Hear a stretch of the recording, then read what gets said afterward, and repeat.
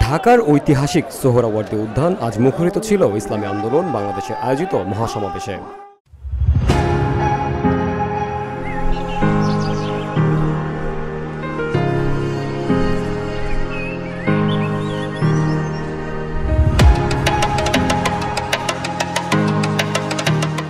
রাষ্ট্র সংস্কার, ন্যায় বিচার এবং পিআর পদ্ধতিতে নির্বাচন, এই ৩ দফা দাবিকে সামনে রেখে আয়োজিত এই জনসমাবেশে রাজধানী সহ দেশের বিভিন্ন স্থান থেকে দলে দলে যোগ দেন সাধারণ মানুষ, ধর্মপ্রাণ মুসলিম ও রাজনৈতিক কর্মী সমর্থকগণ।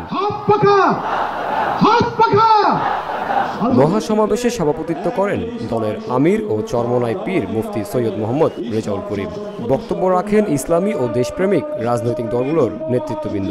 বক্তারা বলেন, গণতন্ত্রের নামে দেশে চলছে দুঃশাসন, গুম, খুন, চাঁদাবাজি ও ফ্যাসিবাদী শাসন। ক্ষমতার লোভকে সংবরণ করে আমি ক্ষমতায় যেতে চাই না, ইসলামকে ক্ষমতায় নিতে চাই। সংস্কারের নামে অযৌক্তিক, অপ্রয়োজনীয় এইসব বিষয়ে টাইম কিলার করবেন না মেহেরবানি করে। আমরা সংস্কার, বিচারকে সামনে রেখে আমাদের এই লড়াই করছি। আপনারা পিআরের কথা বলেছেন, এই যে পিআর আগামীর বাংলাদেশের সংসদে আমরা যদি আসলে জনগণের প্রতিনিধিত্ব চাই, তাহলে আগামীতে এই পিআর নিয়ে আমাদের আরো জোরে সোরে ভাবতে হবে। ইসলামী আন্দোলন সহ এদেশের সকল ইসলামী দল মব রাষ্ট্রের ইসলামাবাদ দখলবাজকে স্বীকার করে না, আমরা তীব্র নিন্দা করি। ফ্যাসিবাদ বিরোধী যত শক্তি রাজনৈতিক সংগঠন সকলকে আহ্বান জানাই, এক মঞ্চে আসুন, ঐক্যবদ্ধ হন, আগামীর বাংলাদেশ যেন শৃঙ্খলার শান্তির বাংলাদেশ হয়। সংস্কার কমিশনকে বলতে চাই, সমাবেশ শুধু একটা দলের দেখেছেন, সবেমাত্র শুরু হয়েছে। ইসলামী আন্দোলন আজকে করেছে, 19 তারিখ জামাত করবে, তারপরে গণ অধিকার পরিষদ করবে। রাষ্ট্র সংস্কার এবং জন আকাঙ্ক্ষার বাস্তবায়নে সমস্ত রাজনৈতিক দলগুলো জনসমাবেশের মাধ্যমে এই সরকারকে তাদের সমর্থন দেখিয়ে দেবে। ইসলামী আন্দোলন বাংলাদেশ দলটির আমির মুফতি সৈয়দ মোহাম্মদ রেজাউল করিম বলেন, পিআর পদ্ধতিতে নির্বাচন ছাড়া কোনো বিকল্প নেই। আজকের জনসমুদ্র সেই দাবির পক্ষে রায় দিয়েছে। 1972 সালের সংবিধান দেশের বিশ্বাস ও গণ আকাঙ্ক্ষার বিরুদ্ধে গঠিত।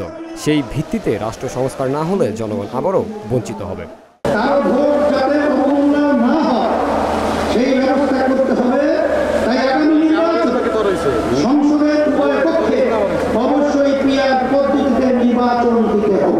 এটা এখন জনগণের দাবি, দেশের অধিকাংশ রাজনৈতিক দলের দাবি, সকল ধর্মের মানুষের দাবি।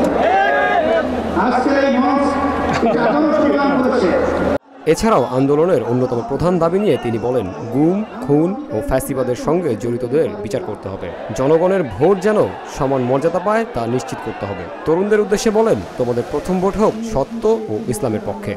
হাজার হাজার মানুষকে গুম ও খুন করেছে, বিলিয়ন বিলিয়ন টাকা দেশ থেকে চুরি করে নিয়ে গেছে, লাখো মানুষকে কারাবন্দী করেছে, চাঁদাবাজি করে মানুষের জীবন অনিষ্ট করেছে। আর 24 জুলাই তো প্রকাশ্যে গণহত্যা করেছে। ফলে তাদের কোনো ক্ষমা নাই। যারা সরাসরি ফৌজদারি অপরাধের সাথে জড়িত ছিল তাদের বিচার করতে হবে। যারা অপরাধের সহায়তা করেছে তাদেরও বিচার করতে হবে। নারীদের সম্মান, প্রবাসীদের অধিকার এবং ব্যবসায়ী ও শ্রমিকদের প্রকৃত স্বার্থ রক্ষার প্রতিশ্রুতি দেন ইসলামী আন্দোলনের আমির। ইসলামী আন্দোলন বাংলাদেশের এই সমাবেশে অংশ নেয় বিভিন্ন রাজনৈতিক দলের নেতাকর্মীরা সহ সকল শ্রেণী পেশার মানুষ।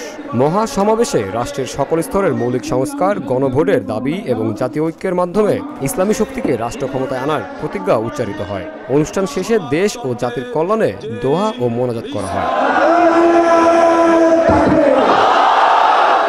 জামিল হোসেন, ভিওডি বাংলা, ঢাকা।